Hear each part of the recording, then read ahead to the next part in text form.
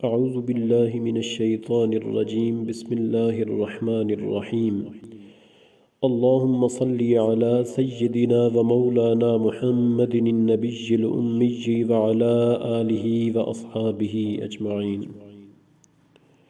محترم و مکرم سامعین گرامی، السلام علیکم ورحمۃ اللہ وبرکاتہ۔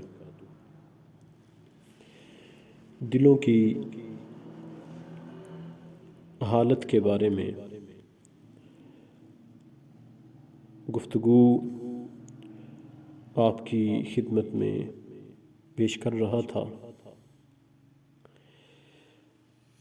سامعین گرامی، دل اچھے بھی ہوتے ہیں اور برے بھی۔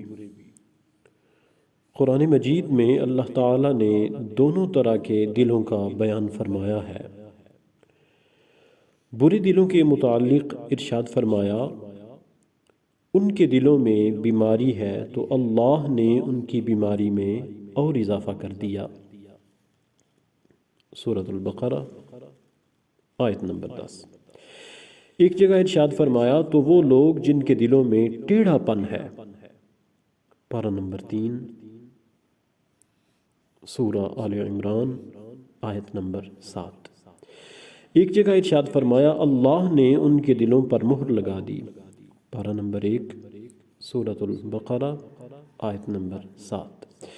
ایک جگہ ارشاد فرمایا، پھر اس کے بعد تمہارے دل سخت ہو گئے تو وہ پتھروں کی طرح ہے، بلکہ ان سے بھی زیادہ سخت ہیں، پارہ نمبر 1، سورۃ البقرہ آیت 74۔